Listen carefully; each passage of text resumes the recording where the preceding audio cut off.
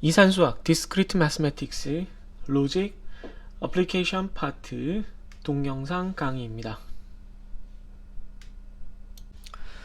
네, Discrete Mathematics 로직의 Application Part 동영상 강의를 하고 있습니다. 몇 번째 동영상이었죠 이게? 계속 하니까 제 입장에서는 이게 마지막에 다 해놓고 편집할 때 이제 다시 확인해요. 이게 몇 번째였구나. 근데 뭐 아무튼 오늘 끝내려고 네, 지금 이 동영상으로 어플리케이션을 끝내려고 그 동영상을 찍는 거라서요. 네, 뭐 몇 번째인지는 모르겠지만 이론 설명은 오늘이 마지막일 거라고 생각을 하고 있습니다.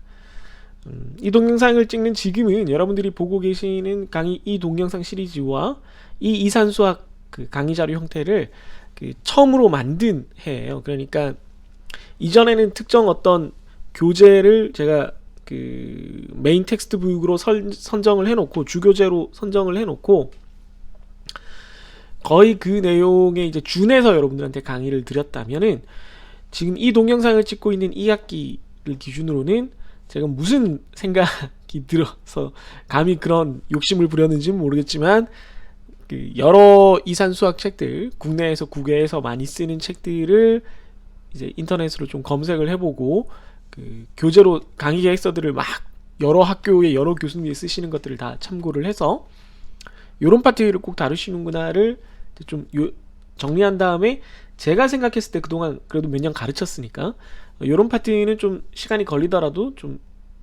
깊게 다루고 익숙해지면 이제 그 뒤부터는 좀 속도를 내자 뭐 이런 식으로 뭐 나름대로는 계획을 많이 세워서 방학 동안 그 학기에 강의를 하는 중인 것이거든요.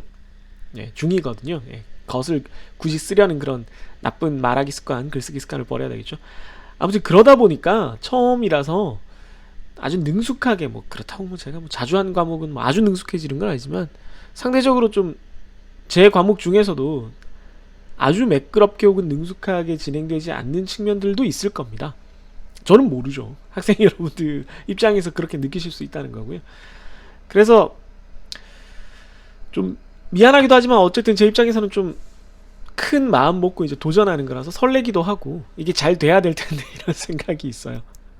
안 그럼 당장 다음 학기 혹은 내년 1학기 때 또 다시 동영상을 처음부터 다시 찍어야 되는 강의 자료도 다시 만들고 그러지 않기를 바라고 이게 잘 전달돼서 요 구조에서 좀 더 발전시켜서 점점 더 좋은 강의가 이루어질 수 있기를 희망을 합니다.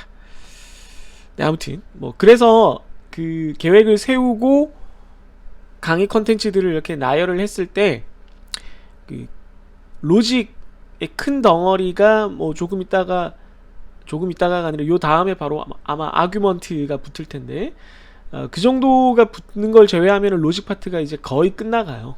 근데 그렇게 하는데 학기로 치면 순수 이론 강의로만 한 6, 7주 정도 걸렸다고 생각합니다. 이론만 설명하면 사실은 4, 5주 길어도 그 정도면 끝날 텐데 학기 초반에도 말씀드렸지만은 처음에는 좀 속도를 늦추는 게 필요하다고 생각하고 학생 여러분들이 수학이라는 과목에 대해서 어떤 감정인지 너무나 잘 알고 있기 때문에 그리고 속도가 단순히 늦어지는 것 이상으로 과제를 좀 풍부하게 준비하면서 학생들이 이걸 이렇게 그 문제를 풀어나가는데 사용이 되는구나, 이게 이런 문제와 연결이 되는구나를 확실히 깨달을 수 있게 하고 더 나아가서는 핵심적으로는 지금 우리가 다루고 있는 것처럼 애플리케이션 파트에서 이게 요런 쪽으로 활용이 되는 거라서 우리가 배우는구나 라는 걸 좀 느끼게 하는 게 필요하다. 그걸 이제 좀 이상한 표현 안 쓰려고 하지만 어쨌든 제가 잘 몰라서 그 라포 형성을 하는 거예요. 라포 형성이 뭐냐면 정신과 의사나 상담사들이 이렇게 상담하러 온 사람 혹은 환자랑 얘기를 할 때 그 공감대도 형성이 안 된 상태로 무턱대고 막 깊은 얘기를 하려고 하면 상대가 뭐 방어적이 되고 자기 얘기를 잘 터놓지 못하게 될 가능성이 크기 때문에 그걸 요렇게 환경적으로 공감대를 형성하고 서로 연결고리를 만들고 심정적으로 이렇게 좀 터놓을 수 있는 그 토대를 만드는 걸 랍보를 형성한다 그래요. 예. 쓸데없는 말일 수도 있습니다만 아무튼 그래서 제 나름대로는 랍보를 형성하는 과정으로 준비를 하고 있는데 이게 처음 아까도 말씀드렸지만 강의를 준비하다 보니까 이게 도입돼 제가 이 스타일로 강의를 바꾼 첫 해인 요 동영상을 처음 업로드하는 이 학기의 학생들에게는 특히나 진도가 좀 느릴 수 있다. 여러분 그 학기의 학생들은 되게 운이 좋았다. 그 이후부터는 다시 진도가 예전처럼 빨라질 것이다. 뭐 그런 뜻이 되겠습니다. 아무튼 네. 변명이 많아지는 것도 밑에 지금 꼰대 얘기가 있는데 변명이 많아지는 것도 꼰대의 특징입니다. 꼰대라는 표현을 두려워하지는 않아요. 이 꼰대라는 게 이제 뭐 이렇게 가르치려고 들고 이제 뭐 나이가 들었다 뭐 이런 뜻이잖아요. 예전에는 그렇게 꼰대가 뭐 물론 긍정적인 의미로 쓰이지는 않았습니다만은 그냥 나이 든 사람, 뭐 좀 깐깐한 사람을 원래 사전적인 의미와 관계없이 그런 사람을 지칭할 때 그냥 쓰이는 편이었어요. 극단적으로는 제 친구 중에 한 명은 자기 아버지, 그러니까 뭐 그 친구만 그랬다는 게 아니라 예전에는 자기 아버지를 좀 나쁜 표현이지만 격하시켜서 부를 때 노친네 혹은 꼰대라고 부르기도 했었습니다. 우리 집 꼰대야 뭐 이런 식으로. 당연히 그런 표현을 써서는 안 되겠죠. 잘못된 표현인데 그러니까 폐륜에 가까운 표현은 아니었기 때문에 이제 나쁜 표현이지만 그렇게 쓰기도 했다는 거예요. 근데 요즘은 어떤 단어들 뭐 어느 문화권이나 어느 시대에나 있는 일이지만 어떤 단어가 조금이라도 부정적이면 그게 점점 강화되면서 더 나쁜 표현으로 쓰이게 되는 경우가 많은데 요즘 그렇게 된 단어 중에 하나가 꼰대라고 생각을 해요. 꼰대는 막 뭔가 가르치려고 든다는 걸 넘어서서 별것도 아닌 일로 트집을 잡고 옳고 그름을 따져서 자신의 옳음 혹은 자신의 어떤 기준을 강요하려고 든다. 그걸 이제 꼰대라고 하는 것 같은데 네. 뭐 괜찮아요. 저는 나이가 들면서 꼰대가 되는 것이 두렵냐 뭐 친구들끼리 혹은 뭐 제가 아는 뭐 가까운 나이대의 사람들끼리 모이면 그런 얘기를 해요. 내가 이런 거는 진짜 뭐 우리 부하 직원이 뭐 혹은 같은 교수님이나 학생들이 뭐 후배들이 이건 좀 잘못된 것 같은데 이걸 얘기를 하면 그걸 굳이 지적해서 고치려고 드는 게 꼰대처럼 보일 텐데 내가 꼰대가 되는 것 같은데 어떻게 해야 되나 이런 고민들을 많이 해요. 그런데 제가 이제 그런 얘기를 많이 하죠. 일단 나는 괜찮다. 나는 원래도 꼰대 같은 사람이었고 그러니까 제가 남을 뭐 그렇게 행동을 교정해야 될 만큼 바르게 살았다는 뜻이 아니라 옳고 그름을 따져서 말로 싸우는 것에 별로 주저함이 없는 사람이라는 거죠. 그러니까 흔히 말하는 인터넷에서 말하는 그런 선비죠. 넷상에 존재하는 선비. 넷 선비의 어떤 자질을 충분히 가지고 있었던 조선시대 같으면 뭐 붓으로 싸웠을 거고 뭐 그런 사람이었을 텐데 그런 스타일이기 때문에 애당초 그러지 말아야 되겠다는 생각조차도 별로 없는 편이고 다만 제가 그런 걸 지적을 하려고 할 때 지적을 하는 걸 멈추지는 않지만 반대로 그 지적을 해야 되는 범위 내가 허용하는 어떤 것에 대한 범위를 조금 더 너그럽게 잡아야 된다라는 생각은 있는 거죠. 그러니까 옳고 그름에 대한 좀 더 부드러운 관념, 넓은 관념, 포용적인 생각을 가져야 된다는 거지 그게 잘못됐을 때 지적을 안 해야 되겠다는 생각은 안 한다는 거죠. 그러니까 이 두 가지는 좀 다른 계층이잖아요. 일단 그거 하나를 제가 주위 사람들한테 얘기하고 나는 원래 꼰대다. 내추럴 본. 또 하나는 제 직업이 선생님이기 때문에 꼰대가 되는 걸 피하려고 해서도 안 되고 피할 수도 없어요. 선생님이란 표현을 제가 참 좋아하는데 뭐 스승까지는 제가 뭐 닿기가 좀 쉽지 않을 것 같고 단순히 강사나 교수라는 어떤 직업적인 직무적인 명칭보다는 좀 나은 그보다는 좀 나은이 아니라 훨씬 나은 존재죠. 선생님이라는 것은 나에게 뭔가 가르침을 주는 사람이라는 건데 가르침은 지식의 전달보다는 좀 더 나은 것이어야 돼요. 좀 더 포괄적이고 좀 더 의미 있는 것이어야 하는데, 완벽하진 않더라도 어떻게라도 그 카테고리에 제가 스스로 들어가 있으려면 옳은 것은 옳다, 잘못된 것은 잘못되었다, 너희들이 이래 줬으면 좋겠다, 내가 그렇게 살았기 때문이 아니라, 혹은 내가 그렇게 못 살아서 너희가 그렇게 살아줬으면 하기 때문이 아니라, 그러니까 뭐 나의 개인적인 어떤 가치관이나 나의 어떤 개인적인 그 호불호를 너희들에게 적용하기 위해서가 아니라, 너희들에게 이게 바람직할 것이기 때문에 그렇게 해줬으면 좋겠다라는 것을 숨기지 말고 드러내야 된다라고 생각합니다. 그럴 의무가 있다고 생각을 해요, 꼰대라는 것은. 네. 예를 들면 뭐 이런 거죠. 어떤 학생이 어떤 뭐 어떤 습관이나 행동을 가지고 있는데, 그게 저 개인에게 기분 나쁠 수도 있고 안 나쁠 수도 있는데, 그게 판단의 기준이 되어서는 안 된다는 거예요. 물론 기분이 나쁘죠, 저도 사람인데 어떤 경우에는. 근데 제가 기분이 나쁘더라도 이 학생이 살아갈 세상에서 그게 큰 문제가 없을 거라면, 뭐 제가 좀 참거나 아니면 제가 생각을 바꾸는 게 맞을 것이고, 제가 설령 기분이 나쁘지 않더라도 나는 뭐 괜찮은데, 근데 다른 교수님들이랑 얘기를 쭉 들어봤을 때, 아, 이게 이 학생이 앞으로 나아가서 사회생활을 하고 쭉 살아갈 뭐 어른들이든 자기와 비슷한 나이건 더 어린 사람들이건 다른 사람들과의 만남, 혹은 어떤 행정적인 규범과의 관계를 따졌을 때 이 행동은 고치는 것이 좋겠다, 이 생각은 바꾸는 것이 좋겠다 싶으면 말을 해야 되는 거죠. 네. 벌써 이런 얘기를 이렇게 길게 할 수 있다는 것 자체가 엄청난 꼰대 아니겠습니까? 그러니까 제게 어떤 얘기를 듣는다고 해서 너무 두려워하지 마세요. 그냥 꼰대라서 그런 거예요. 네. 다만 확실한 것은, 학교라는 공간에서는 여러분들이 꼰대를 피할 수 없고, 그러니까 선생님이라는 존재를, 그 선생님에게 어떤 얘기를, 잔소리 같은 것을 들을 수밖에 없는데, 그 괴로움은 학교라서, 여러분들이 학생이라서 받게 되는 많은 익스큐즈, 많은 양해들, 많은 혜택들,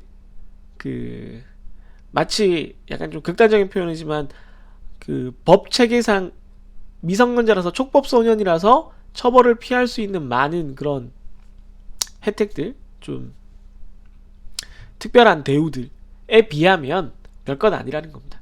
학생은 여러분들이 자기 잘못을 발견하고 실수를 인정하고, 그로부터 큰 무리 없이 그것으로부터 더 많은 것을 배우고 더 나은 나를 만들 수 있는 아주 좋은 기회, 대학생이면 거의 마지막 기회예요. 그래서 여러분들이 무엇을 잘못했든 간에 빨리 인정하고 그것으로부터 새로운 가치관이나 새로운 교훈을 배우고 그걸 내 삶에 좀 반영하는 기회로 삼는 거를 아끼지 말아야 됩니다. 꼰대를 만나는 걸 너무 주저하지 말아야 된다는 뜻이에요.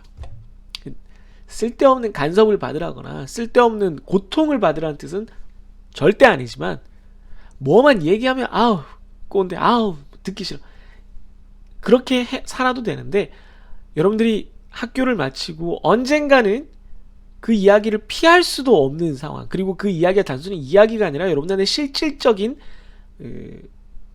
부담과 스트레스와 피해로 다가오는, 거의 뭐 물질적인 수준의 피해로 다가오는 시기가 생겨요. 그 전에 여러분들이 얼마든지 용서를 받고 얼마든지 양해를 받고 그 정도는 괜찮잖아요 라고 이렇게 웃어 넘길 수 있는 이 기회를 마음껏 누리시는 게 좋겠습니다. 이상 내추럴 본 꼰대, 오늘보다 내일 더 꼰대, 오늘도 꼰대, 내일도 꼰대, 어제도 오늘도 내일도 항상 꼰대, 네, 김꼰대의 얘기였습니다. 네, 애플리케이션을 끝내러 가죠. 네, 애플리케이션 강의하고 있습니다. 펜이 어디 갔죠? 숨었네요. 컴퓨터 에디션 and subtraction. 우리가 지금 반가상기, 전가상기, 그러니까 half adder, full adder를 다 배웠으니까 이걸 가지고 이제 진짜로 컴퓨터에서 숫자 계산을 어떻게 하는지 한번 보죠. 그럼 컴퓨터에서 반가상기, 전가상기는 다 덧셈에 관한 거니까 덧셈에 대한 것만 우리가 다룬 거 아니에요? 갑자기 뺄셈은 뭡니까? 라고 하면은 지금 또 좀 돼서 벌써 시간이 돼서 다 잊으신 거죠? 우리가 앞서서 이미 어떻게 음수를 다루는지 배웠잖아요. 8-bit representation에서 2의 보수를 이용해서 음수율을 표현하는 걸 배웠어요. 따라서 A 빼기 B, 여기 지금 밑에 나오지만 subtraction is addition with negative number. A 빼기 B라는 계산을 한다는 것은 결국은 A 더하기 마이너스 B를 하는 것이다 라는 겁니다. 따라서 빼기는 다 덧셈과 같은 방법으로 계산을 할 수가 있고 마이너스 수를 표현만 할 수 있다면, 그런데 우리가 마이너스 수를 표현을 하는 방법은 이미 배웠죠. 어떻게? 네, 여기까지 약자로 쓸게요. AP representation으로 음수를 쓸 수 있죠. 어떻게? 2의 컴플리멘트로 표현을 할 수가 있었죠. 따라서 음수로 표현을 할 수 있었으니까 이제 덧셈만 할 수 있으면 되는데, 그냥 한 자리 덧셈은 하프 에더로 할 수 있지만 한 자리 이상, 두 자리, 세 자리의 덧셈을 하려면 아랫자리에서 뭔가 캐리가 올라올 수 있게 되면은 두 숫자를 더하는 건 물론이고 아랫자리에서 올라오는 캐리까지 생각하면 최소한 숫자 3개를 다뤄야 될 필요성이 생기기 때문에 풀레더가 필요합니다. 그래서 우리는 풀레더를 가지고 이제 이런 여러 자리 숫자의 덧셈 혹은 덧셈이지만 사실 내용을 들여다보면 뺄셈인 것들을 하게 되는 겁니다. 그래서 케이스가 여러 가지 있어요. 그러니까 단순히 우리가 아는 덧셈은 생략할 거고요. 이미 덧셈은 해봤으니까, 앞에서 해봤으니까 생략할 거고, 뺄셈만 케이스를 나눠서 보겠습니다. example 5의 9번부터인데요. subtraction in 8bit representation, 8비트 표현법을 기준으로 이제 빼기를 여러가지 케이스를 볼 건데, 10진수로 42 빼기 88부터 보겠습니다. 42 빼기 88은 이걸 해보면 이걸 뺀 다음에는 음수가 되겠죠. 요게 포인트예요. 빼기인 데다가 결과도 음수인 그런 케이스라고 생각을 하시면 되겠습니다. 그래서 우선 88을 보면 88 네 자리씩 끊으면 0101 1빵빵빵입니다. 0101 1빵빵빵. 왜 88을 먼저 적어야 되냐면 마이너스 88을 표현을 하려면 컴퓨터는 이걸 어떻게 생각한다고요? 42 더하기 마이너스 88로 생각을 할 거기 때문에 마이너스 88을 만들어야 돼요. 그래서 그냥 88은 0101 1빵빵빵입니다. 1, 2, 4, 8, 16, 32, 64가 일단 들어가고 32는 안 들어가고 16이 들어가면 여기까지 얼마예요? 80이거든요. 그래서 1, 2, 4, 8 하면 88이 되죠. 네. 여기까지 우선 됐고요. 그럼 88을 이제 마이너스 88로 나타내려면 2의 보수 2's 컴플리멘트를 써야 되기 때문에 우선 컴플리멘트를 계산하는 방법이 어떻게 되죠? 플립 한번 뒤집고 1빵 1빵 빵 111로 이렇게 한번 뒤집고 그런 다음에 플러스 1을 해주면 된다 그랬습니다. 플러스 1을 해주면 1 더하기 1은 0, 1이 올라가고 0, 1이 올라가면 0, 또 1이 올라가면 1, 그 다음부터는 그대로 있겠죠. 1빵 1빵 1빵빵빵이 88의 2의 보수, 즉 다시 말해서 이게 컴퓨터는 마이너스 88로 인식을 한다는 거예요. 왜죠? 이걸 왜 마이너스 88로 인식을 하죠? 첫 자리 수가 1이기 때문에 8비트 리프레젠테이션에서 나머지 7자리 수는 뭐 그냥 뭔가를 나타내는 거지만 첫 번째 수, 맨 앞에 있는 수는 이게 양수인지 음수인지를 판별하게 해준다라고 말씀드렸죠. 그래서 첫 번째 숫자가 1이니까 이건 음수다라는 걸 컴퓨터가 알 거고, 그럼 이게 어느 정도 크기의 음수다라는 거는 이걸 2의 보수를 다시 취하면 88이 나올 거기 때문에 88을 2의 보수로 만든 거니까 이건 마이너스 88이구나 라고 이제 컴퓨터도 우리도 알아볼 수 있는 논리적인 근거를, 그러니까 논리적으로 그런 형태를 만들어 놓은 거죠. 자, 그럼 이제 88은 알았고요. 42와 마이너스 88을 더해주면 되겠습니다. 42와 마이너스 88을 더하는 거니까요. 42를 역시 이진수로 나타내면 뭐 여기 왼쪽에도 써 있습니다만은 0010 1010입니다. 1, 2, 4, 8, 16, 32 먼저 들어가고 32 들어가면 10이니까 10은 뭐 여러분들도 뭐 많이 쓰면 외우게 돼요. 10은 1010입니다. 네, 8과 2니까. 그럼 42와 마이너스 88을 더하기를 할 거예요. 덧셈을 할 겁니다. 자, 그러면 덧셈을 하면 0 더하기 0은 0, 1 더하기 0은 1, 0 더하기 0은 0, 1 더하기 1은 1, 0, 1이 올라가죠. 그럼 1이 그냥 1, 0, 0이니까 1, 그 다음 1 더하기 1은 역시 1, 0, 또 1이 올라가니까 1, 0, 1은 1 이렇게 됩니다. 그러면 최종 결과가 여기 적혀 있는 것처럼 11010010인데 11010010인데 이건 첫 자리 숫자가 1이니까 이게 음수라는 걸 이미 알고 있어요.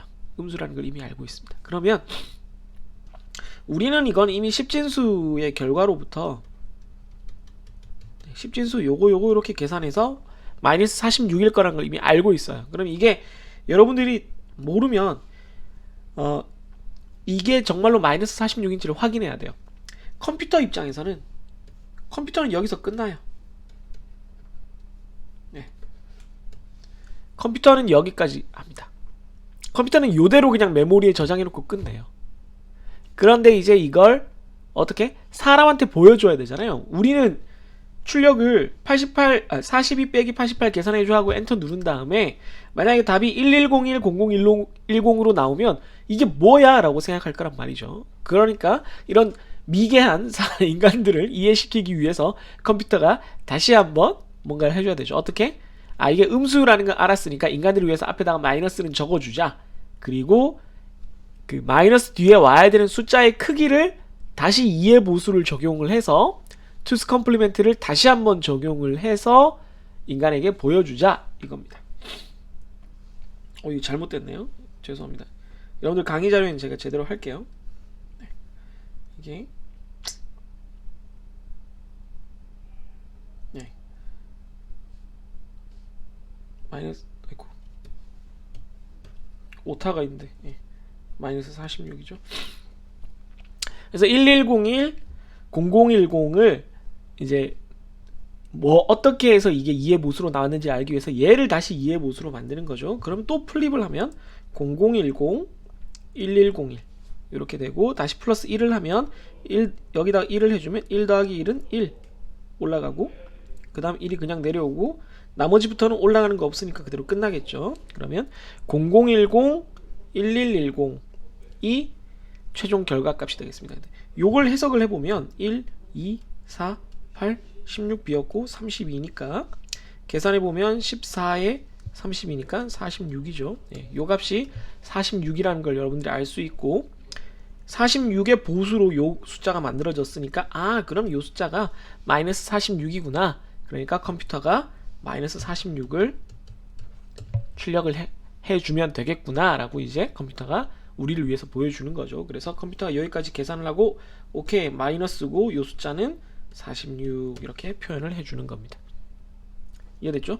이걸로부터 마이너스 1을 찍어주고 이걸 2의 보수로 계산한 결과를 46으로 찍어주고 해서 마이너스 46을 우리 눈에 보여주는 겁니다. 이해되셨나요? 네.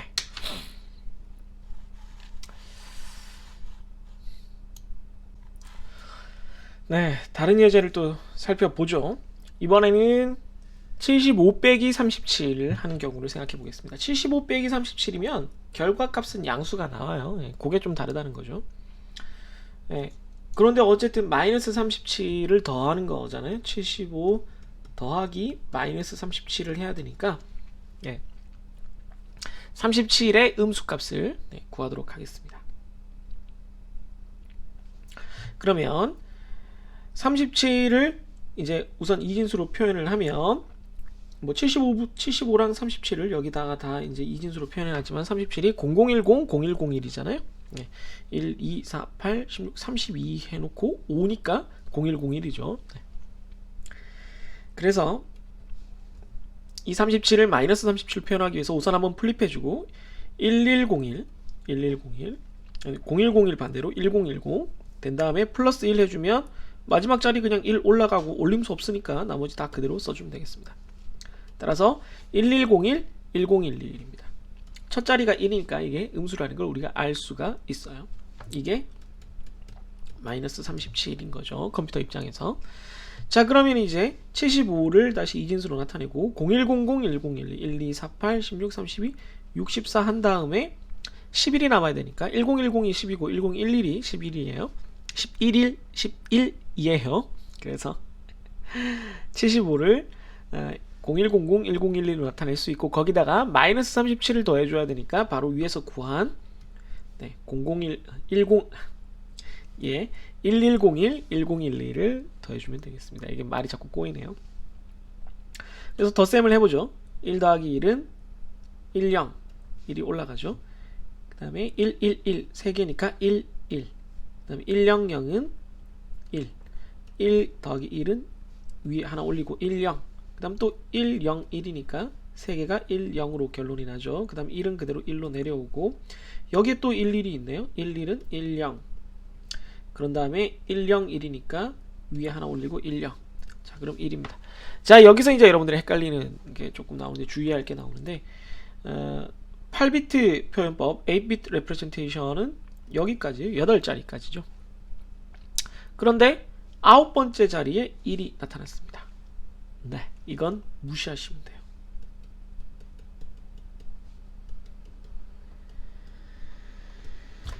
네, 이 9번째 1은 우리 계산과 관련 없는 값이라서 무시를 하면 자동적으로 그 아래쪽 값들, 그 아래쪽 여기 8개의 값은 우리가 원하는 75 빼기 37 하면 우리가 10진수로 이미 10진수로 계산을 하면 38인 걸 이미 알고 있잖아요.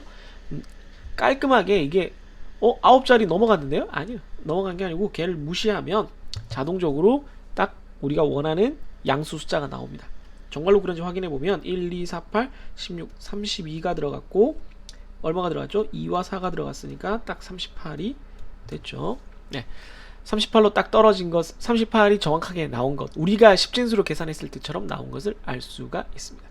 그러니까 컴퓨터는 뭐 여기까지가 끝이에요. 컴퓨터는 여기까지 표현할 겁니다.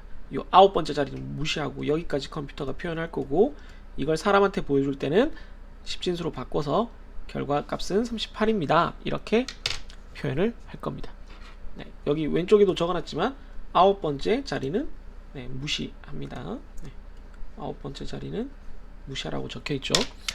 그렇게 함으로써 우리가 원하는 정답이 정확하게 나오게끔 디자인이 되어 있어요.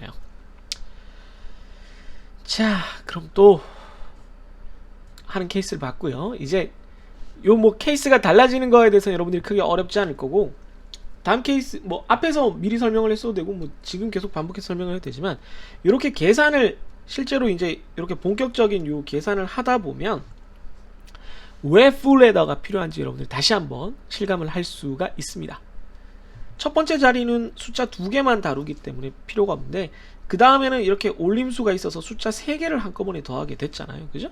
그래서 숫자 3개를 한꺼번에 더하기 위해서 무조건 풀레더가 필요해지는 거죠. 예를 들면 여기는 1이 그냥 내려왔고 여기는 올라오는 게 없어서 숫자 2개만 다루면 되는데요. 그건 모르는 거죠. 그러니까 항상 숫자 3개를 계산할 준비를 해두고 밑에 자리에서 캐리가 0이 올라오면 0을 더한다고 생각하면 돼요. 0도 숫자예요. 그래서 0, 1, 1을 더하고 있다 라고 봐야 되는 거지 그냥 1, 1만 더하고 있다 라고 보는 게 아닙니다.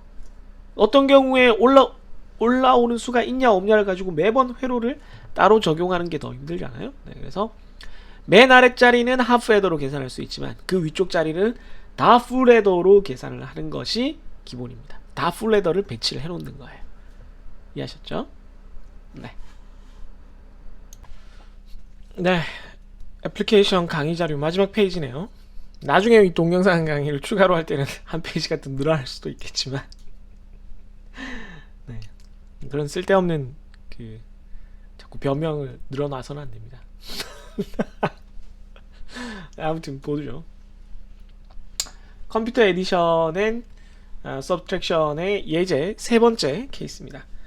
이 경우는 음수 2개를 서로 더하는 경우예요. 그러니까 마이너스 37에서 마이너스 75를 뺀 거니까 둘 다 음수인데다가 결과도 당연히 음수로 나오겠죠. 그러니까 음수이고 형태가 마이너스 37 더하기 마이너스 75를 하는 거겠죠. 그러니까 여기도 적혀 있지만 75와 37을 둘 다 앞에서도 이미 뭐 봤던 숫자들이지만 01001011과 37 0010 0101 이 두 개의 숫자를 다 이제 음수로 표현을 해야 되니까 2의 보수를 써야겠죠. 그래서 37부터 하면 0010 0101 여기는 왜 이렇게 순서가 바뀌는지 모르겠네요. 제가 잘못했네요. 이걸 플립을 하면 1101 1010 그 다음 플러스 1을 하면 1101 1012이 됩니다. 그래서 첫 자리가 1이니까 음수인 걸 알 수가 있고요. 이 전체가 컴퓨터가 마이너스 37이라고 인식을 하게끔 되겠죠.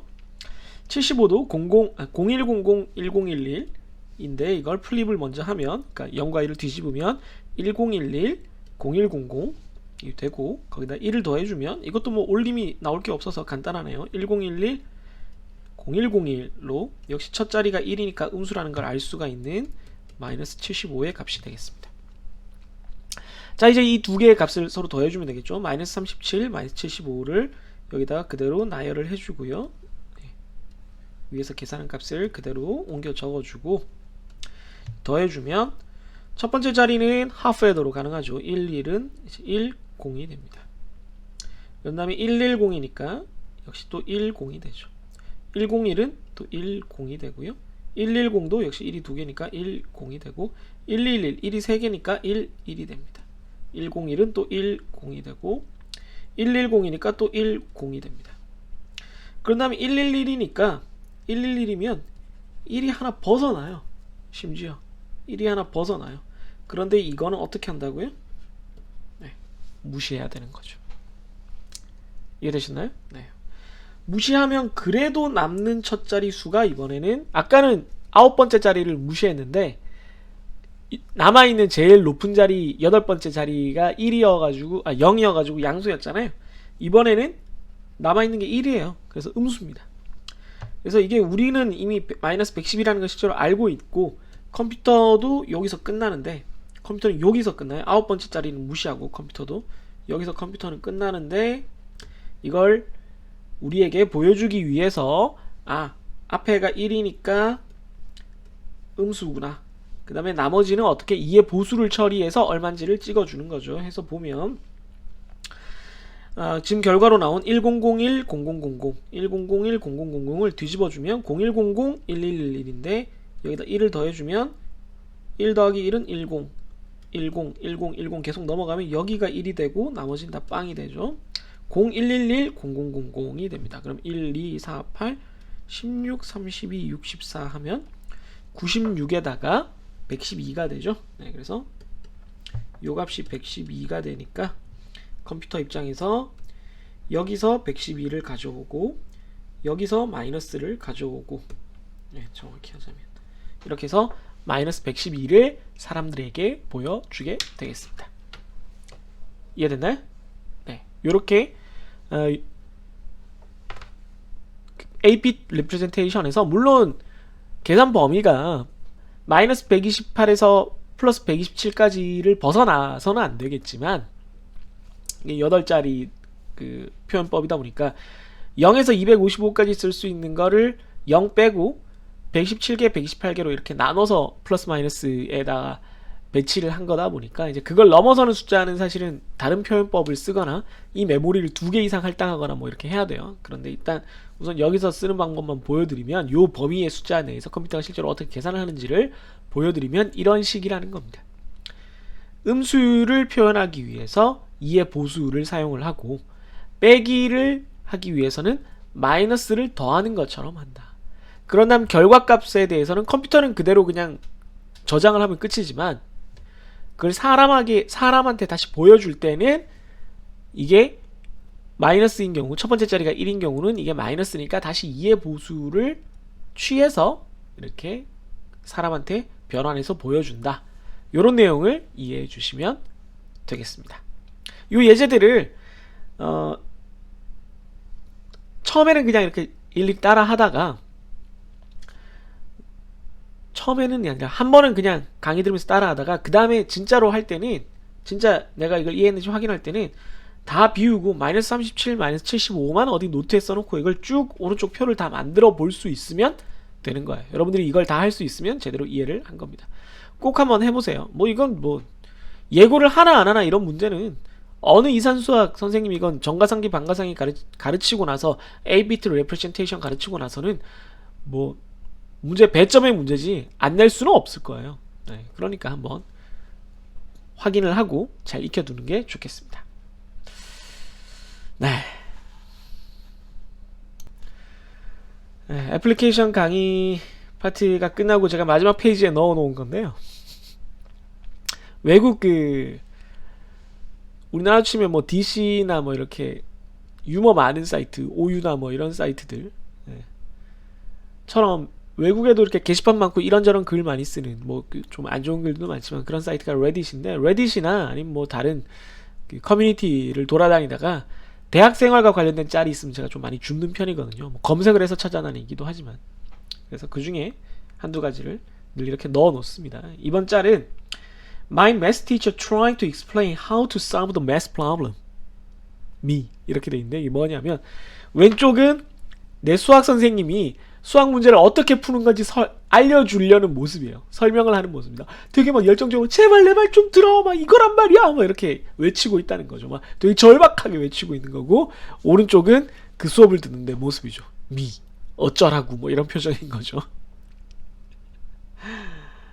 네, 표정이 정말 듣고 싶지 않다는 아무 생각 없다는 그런 표정이죠. 네, 그래서 제가 밑에 제 입장을 항상 한마디로 써놓는데 Yes, I know the feeling. 네, 내가 그 느낌을 알지 라고 제가 밑에 써놓은 겁니다. 양쪽 다 경험을 해봤기 때문에 제가 이걸 뭐 잘 안다라고 밖에 말씀을 드릴 수가 없는 거죠. 네, 저만큼 잘하는 사람도 흔치 않겠죠. 네, 이런 직업을 가지고 있는 분들이 저에게 크게 공감을 할 텐데, 학생 여러분들에게 제가 어떤 심정일지를 보여준다는 의미에서 짤방을 넣어봤습니다. 제가 정말 왼쪽 같은 마음이 들 때가 꽤 있어요. 온라인이 아니라 오프라인 실강으로 할 때는 진짜 이런 감정 많이 느끼거든요. 그런데 이제 온라인으로만 하다 보니까 저의 이런 절박함이 표현이 좀 덜 될 수밖에 없죠. 오프라인에서는, 실제 강의실에서는 뭐 목소리를 높이기도 하고 낮추기도 하고 좀 퍼즐을 길게 걸어서 학생들의 긴장감을 올리기도 하고 누군가를 한 명을 지목해서 질문을 내서, 물론 반응은 없지만 어쨌든 커뮤니케이션을 시도하기도 하고 뭔가 애들이 술렁술렁하기도 하고 뭐 이런 것들이 있는데, 어떤 상황의 변화 같은 것들이 긴장감을 주는 그런 순간들이 있는데, 온라인에서는 그렇게 할 수가 없잖아요. 뭐 줌으로 해도 사실 뭐 리액션도 별로 없고, 뭐 줌을 쓰건 뭐 웹엑스를 쓰건 뭐 미트 팀즈를 쓰건 뭐 뭘 쓰건 상관없습니다. 뭐 GC를 쓰건 뭐 다 똑같고, 도구의 문제가 아니라 거리감의 문제인 것 같고, 동영상을 찍는 경우에는 더 심하죠. 제가 동영상 찍으면서 막 저렇게 막 이탈리아 사람처럼 혹은 막 이렇게 흥분한 어떤 사람처럼 저렇게 행동을 할 수가 없잖아요. 제발 좀 들으세요 여러분, 이걸 좀 푸세요. 이의 보수를 구하라고, 0과 1을 바꾸란 말이야. 뭐 이렇게 하면은 미친 사람 같잖아요. 제 동영상을 틀어놨다가 어머니가 방문 열고 들어오시겠죠. 너 좀 이상한 거 그만 보고, 얘는 그만 보고, 유튜브 스트리머 그런 거 좀 BJ 좀 그만 봐라, 뭐 이런 소리 하시겠죠. 네. 그래서 그럴 수가 없기 때문에 느껴지는 한계라는 게 분명히 존재를 합니다. 제 답답한 마음을 이렇게 좀 전달해봤고요. 네. 뭐 그냥 그렇다는 얘기입니다. 여러분들이 이런 심정일 거라 것도 어느 정도는 이해하고요. 그래서 최대한 좀 설명을 많이 해드리려고 하는데 뭐 잘 되고 있는지 모르겠네요. 아무튼 요 단원 듣느라고 고생 많으셨습니다. 네, 애플리케이션 파트가 끝났습니다. 이제 끝났고요. 로직 파트를 생각보다 좀 원래 좀 천천히 진행하려고 했고, 그 동영상 강의에서도 몇 번 얘기를 했는데 찍다 보니까 좀 많이 길어졌다는 생각이 들어서 좀 건너뛰고 다른 걸 먼저 가야 되나, 아니면 그래도 원래 계획대로 해야 되나 뭐 이렇게 고민이 되긴 한데, 아마 뭐 계획대로 할 거라고 생각을 해요. 갑자기 또 이걸 바꾸면 뒤에 이제 또 이 내용을 갖다 붙이기가 뭐 어색할 테니까.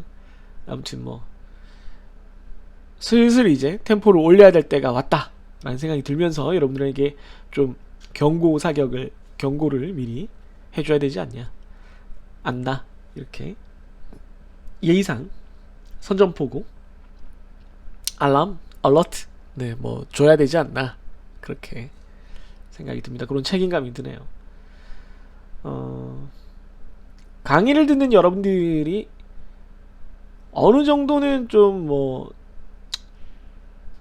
긴장을 풀기도 하고, 또 어느 정도는 또 좀 열심히 하기도 하고, 뭐 상황에 따라서, 경우에 따라서, 학생에 따라서, 또 주제에 따라서, 단원에 따라서 뭐 다 달라지겠지만, 기본적으로는 오프라인에 있을 때보다는 온라인에서 공부를 한다는 것이 조금은 느슨해질 수밖에 없다는 거는 뭐 강의를 하는 저도 듣고 있는 여러분들도 다 인정하는 바일 겁니다.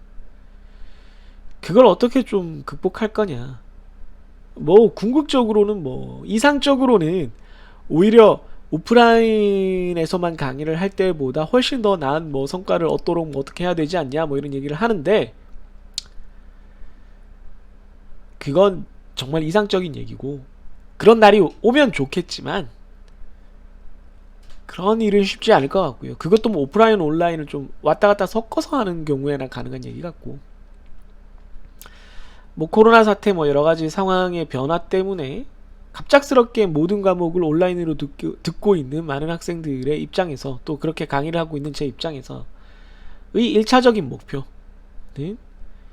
오프라인에서 여러분들을 강의를 했을 때와 가장 유사한 정도의 성과, 유사한 정도의 강의 전달과 여러분들의 이해 정도, 그리고 문제풀이 능력 달성, 또 그것들을 위해서 1차적으로 가장 필요한 강의 내용의 충실성과 여러분들과의 의사소통이라고 생각하고 있습니다. 노력을 많이 하고 있어요. 노력을 많이 하고 있고 많이 준비를 해서 또 이것저것 시도를 하는데,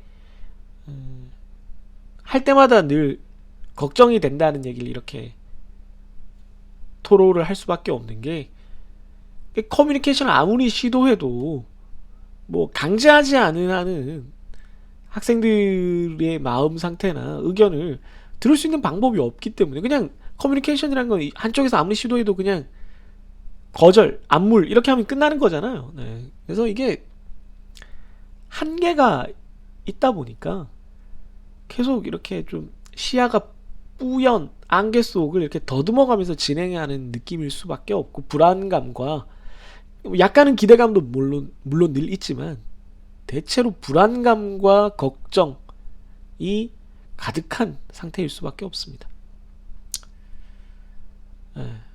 그래서 뭐 그렇기 때문에 또 늘 또 더 노력하고 그렇게 해야 되겠습니다만, 또 그러려고 하고요.